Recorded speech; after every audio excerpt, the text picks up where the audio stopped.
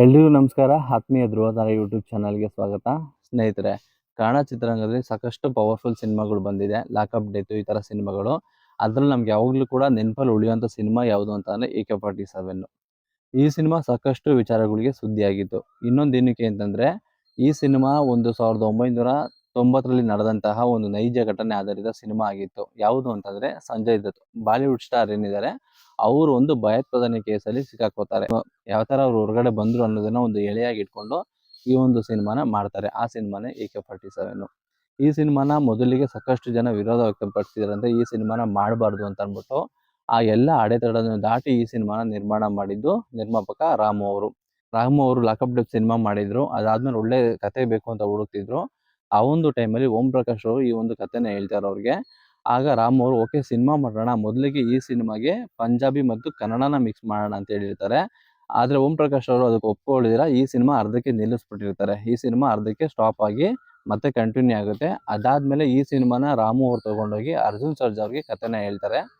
ಅರ್ಜುನ್ ಸರ್ಜಾ ಅವ್ರು ಕೂಡ ಹೇಳ್ತಾರಂತೆ, ಈ ಸಿನಿಮಾ ನಾನು ಮಾಡಿದ್ರೆ ಓಡೋದಿಲ್ಲ, ಬೇರೆ ಯಾವ್ದಾದ್ರು ಒಂದು ಹೀರೋನ ನೋಡ್ಕೊಳ್ಳಿ ಅಂತ ಅಂದ್ಬಿಟ್ಟು. ಮತ್ತೆ ಓಂ ಪ್ರಕಾಶ್ ರಾವ್ ಅವ್ರಿಗೆ ರಾಮ್ ಅವ್ರು ಮನವಿ ಮಾಡ್ತಾರೆ ಸಿನಿಮಾನ ಮಾಡೋಣ ಅಂತ. ಆಗ ಕನ್ನಡ ಮತ್ತು ಹಿಂದಿಯಲ್ಲಿ ಈ ಸಿನಿಮಾನ ಮಾಡ್ತಾರೆ. ಮತ್ತು ಈ ಸಿನಿಮಾ ಕನ್ನಡದಲ್ಲಿ ಯಾವ ಮಟ್ಟಿಗೆ ಹಿಟ್ಟಾಯಿತು ಅಂತಂದರೆ, ಕನ್ನಡದ ರಿಲೀಸ್ ಆಗಿ ಈ ಸಿನಿಮಾ ದೊಡ್ಡ ಮಟ್ಟದಲ್ಲಿ ಸಕ್ಸಸ್ ಆದಮೇಲೆ 2004ರಲ್ಲಿ ಹಿಂದಿ ಕೂಡ ಈ ಸಿನಿಮಾ ರಿಮೇಕ್ ಆಗುತ್ತೆ. ಅದಾದ್ಮೇಲೆ ತೆಲುಗಲ್ಲೂ ಕೂಡ ಈ ಸಿನಿಮಾ ಬರುತ್ತೆ. ತೆಲುಗಲ್ಲಿ ನಮ್ಮ ಕನ್ನಡದವರೇ ಆದಂಥ ಸಾಯಿ ಕುಮಾರ್ ಅವರು ಅಭಿನಯ ಮಾಡ್ತಾರೆ.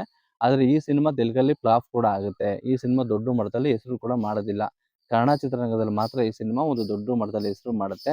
ಅದಕ್ಕೆ ಪ್ರಮುಖ ಕಾರಣ ಏನು ಅಂತಂದರೆ ಶಿವರಾಜ್ ಕುಮಾರ್ ಅವರು. ಶಿವರಾಜ್ ಕುಮಾರ್ ಅವರ ಒಂದು 50ನೇ ಸಿನಿಮಾ ಆಗಿರುತ್ತೆ ಇದು. ಈ ಸಿನಿಮಾದಲ್ಲಿ ನಾಯಕಿಯಾಗಿ ಚಾಂದಿನಿ ಅವರು ಅಭಿನಯ ಮಾಡಿದ್ದಾರೆ ಮತ್ತು ಆಶೀಶ್ ವಿದ್ಯಾರ್ಥಿ ಏನಿದ್ದಾರೆ ಅವರು ಖಳನಾಯಕನ ಪಾತ್ರದಲ್ಲಿ ಅಭಿನಯ ಮಾಡಿದ್ದಾರೆ. ಈ ಸಿನಿಮಾ ಸಾಕಷ್ಟು ದೊಡ್ಡ ಮಟ್ಟದಲ್ಲಿ ಸುದ್ದಿ ಆಗೋದಕ್ಕೆ ಸಾಕಷ್ಟು ವಿಚಾರಗಳು ಕೂಡ ಈ ಸಿನಿಮಾದಲ್ಲಿತ್ತು. ಮೊದಲಿಗೆ ಈ ಸಿನಿಮಾದ ಬಜೆಟ್ ಆಗಿನ ಕಾಲಕ್ಕೆ 5.5 ಕೋಟಿ ಅಷ್ಟು ಕೂಡ ಹಾಕಿರ್ತಾರೆ. ಯಾಕೆಂತಂದ್ರೆ ಅಲ್ಲಿವರೆಗೂ ಬಂದಂಥ ಕನ್ನಡ ಚಿತ್ರರಂಗದಲ್ಲಿ ಯಾವೊಂದು ಸಿನಿಮಾಗೂ ಸಹ ಇಷ್ಟು ದೊಡ್ಡ ಬಜೆಟ್ ಸಿನಿಮಾನ ಹಾಕಿರೋದಿಲ್ಲ. ಈ ಸಿನಿಮಾ ಚಿತ್ರೀಕರಣ ಡಿಲ್ಲಿ ಮತ್ತು ಮುಂಬೈ ಮತ್ತು ಬೆಂಗಳೂರು 3 ಕಡೆ ನಡೆಯುತ್ತೆ. ಈ ಸಿನಿಮಾ ಬಜೆಟ್ ಕೂಡ ಜಾಸ್ತಿ ಆಗಿತ್ತು. ಅದೇ ಥರ ಕಲೆಕ್ಷನ್ ಕೂಡ ದೊಡ್ಡ ಮಟ್ಟದಲ್ಲೇ ಬರುತ್ತೆ ಈ ಸಿನಿಮಾಗೆ. 1999ರಲ್ಲಿ ಈ ಸಿನಿಮಾ ಹತ್ತತ್ರ 15 ಕೋಟಿವರೆಗೂ ಸಹ ದೊಡ್ಡ ಮಟ್ಟದಲ್ಲಿ ಕಲೆಕ್ಷನ್ ಕೂಡ ಮಾಡುತ್ತೆ. ಈ ಸಿನಿಮಾ ಕನ್ನಡ ಚಿತ್ರರಂಗದ ಇತಿಹಾಸದಲ್ಲೇ ಮೊದಲನೇ ಬಾರಿಗೆ ಅಂದರೆ ರಿಲೀಸ್ ಆದ ಎಲ್ಲ ಚಿತ್ರಮಂದಿರದಲ್ಲೂ 25 ದಿನಗಳ ಕಾಲ ಭರ್ಜರಿ ಪ್ರದರ್ಶನ ಕೂಡ ಆಗಿರುತ್ತೆ. ಅದಾದ್ಮೇಲೆ ಈ ಸಿನಿಮಾ 175 ದಿನಗಳ ಕಾಲ ಯಶಸ್ವಿ ಪ್ರದರ್ಶನ ಕೂಡ ಕಾಣುತ್ತೆ. ಹಾಗಾಗಿ ಈ ಸಿನಿಮಾ 50 ಚಿತ್ರಮಂದಿರದಲ್ಲಿ 100 ದಿನಗಳ ಕಾಲ ಭರ್ಜರಿ ಪ್ರದರ್ಶನ ಕೂಡ ಪೂರೈಸುತ್ತೆ. ಹಾಗಾಗಿ ಈ ಸಿನಿಮಾ ಸಿಕ್ಕಾಪಟ್ಟೆ ಸುದ್ದಿ ಆಗಿತ್ತು ಒಂದು 90s ಸೀರೀಸಲ್ಲಿ. ಅದಾದ್ಮೇಲೆ ಈ ಸಿನಿಮಾ ಮೊದಲಿಗೆ ಅರ್ಜುನ್ ಸರ್ಜಾ ಅವ್ರಿಗೆ ಹೋಗಿತ್ತು. ಅವರು ತಿರಸ್ಕಾರ ಮಾಡಿದ್ಮೇಲೆ ಶಿವರಾಜ್ ಕುಮಾರ್ ಅವ್ರಿಗೆ ಈ ಸಿನಿಮಾ ಬಂತು. ಈ ಸಿನಿಮಾದ ಇನ್ನೊಂದು ವಿಶೇಷ ಏನು ಅಂತಂದರೆ, ಈ ಸಿನಿಮಾನ ಮೊದಲಿಗೆ ನಿರ್ಮಾಣ ಮಾಡಬೇಕಾಗಿದ್ದು ಪಾರ್ವತಮ್ಮ ರಾಜ್ಕುಮಾರ್ ಅವರು.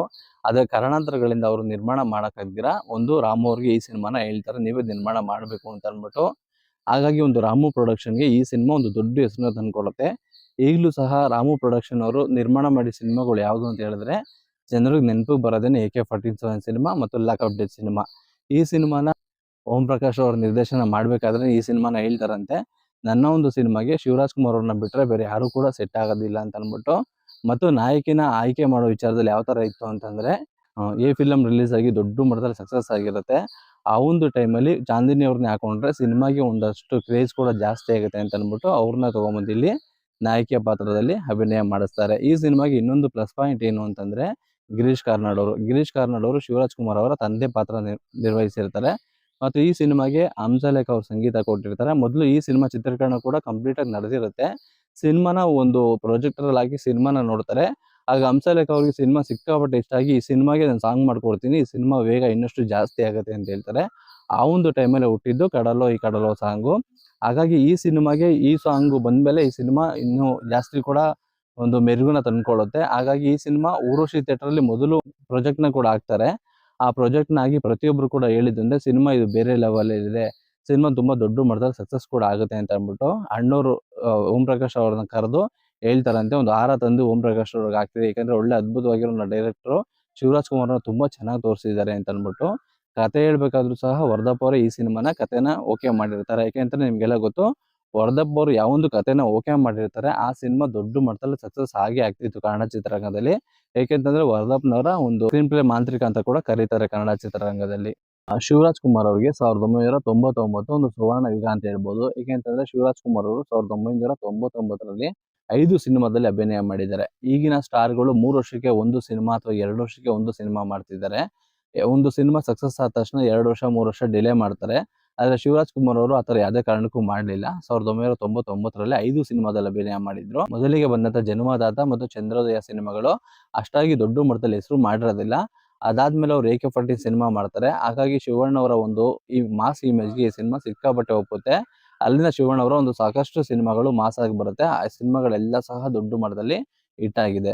ನಿಮ್ಗೆಲ್ಲ ಗೊತ್ತು ಓಂ ಪ್ರಕಾಶ್ ಅವ್ರ ಬಗ್ಗೆ ಯಾವ ತರ ಅಂತ ಅನ್ಬಿಟ್ಟು. ಯಾಕೆಂತಂದ್ರೆ ಅವ್ರು ಸಾಕಷ್ಟು ರಿಮೇಕ್ ಸಿನಿಮಾಗಳನ್ನ ಮಾಡಿ ಕೂಡ ಸಕ್ಸಸ್ ಆಗಿದ್ದಾರೆ. ಅದೇ ತರ ಸ್ವಂತಿಕೆ ಸಿನಿಮಾಗಳನ್ನ ಕೂಡ ಮಾಡಿ ಸಕ್ಸಸ್ ನ ಹೊಂದಿದ್ದಾರೆ. ಈ ಸಿನಿಮಾ ಮಾಡ್ಬೇಕಾದ್ರೆ ಓಂ ಪ್ರಕಾಶ್ ಅವ್ರಿಗೆ ಸಾಕಷ್ಟು ಜನ ಹೇಳಿದ್ರಂತೆ, ಈ ಸಿನಿಮಾ ಶಿವರಾಜ್ ಕುಮಾರ್ ಅವರ ಒಂದು 50ನೇ ಸಿನಿಮಾ, ಏನಾದ್ರು ಹೆಚ್ಚು ಕಮ್ಮಿ ಮಾಡಿ ಸಿನಿಮಾ ಏನಾದ್ರು ಫ್ಲಾಪ್ ಆಯ್ತು ಅಂತಂದ್ರೆ ಸಾಕಷ್ಟು ಅಭಿಮಾನಿಗಳು ರೊಚ್ಚಿಗೆಲ್ಲೋ ಚಾನ್ಸಸ್ ಇರುತ್ತೆ. ಹಾಗಾಗಿ ಹುಷಾರಾಗಿ ಮಾಡು ಅಂತ ಹೇಳಿದ್ರಂತೆ.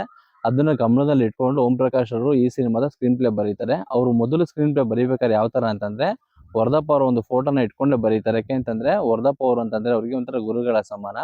ಹಾಗಾಗಿ ಈ ಸಿನಿಮಾ ಸ್ಕ್ರೀನ್ ಪ್ಲೇ ಇಂದಾನೆ ಈ ಸಿನಿಮಾ ಸಿಕ್ಕಾಪಟ್ಟೆ ದೊಡ್ಡ ಮಟ್ಟದಲ್ಲಿ ಸೌಂಡ್ ಆಯ್ತು. ಈ ಸಿನಿಮಾದ ಸಾಕಷ್ಟು ದೃಶ್ಯಗಳು ಆಗಿನ ಕಾಲಕ್ಕೇನೆ ದೊಡ್ಡ ಮಟ್ಟದಲ್ಲಿ ಹಿಟ್ ಆಗಿತ್ತು. ಈಗಿನ ಕಾಲದಲ್ಲಿ ಏನಾದ್ರು ಈ ಸಿನಿಮಾ ದೃಶ್ಯಗಳು ಬಂದಿದ್ರೆ ದೊಡ್ಡ ಮಟ್ಟದಲ್ಲಿ ಸುದ್ದಿ ಆಗ್ತಿತ್ತು. ಯಾವ ದೃಶ್ಯ ಅಂತಂದ್ರೆ ಶಿವರಾಜ್ ಕುಮಾರ್ ಅವರು ಆ ಇಂಡಿಯಾದ ಫ್ಲಾಗ್ ನ ಒಂದು ಹೊತ್ಕೊಂಡು ಓಡೋಗ್ತಾರೆ, ಆ ಒಂದು ಸೀನು. ಈ ಸೀನ್ ಎಲ್ಲ ಸಾಕಷ್ಟು ಜನಕ್ಕೆ ಥಿಯೇಟರ್ ಅಲ್ಲೇ ಕೂಡ ಸಿಕ್ಕಾಪಟ್ಟೆ ಇಷ್ಟ ಆಗಿತ್ತು.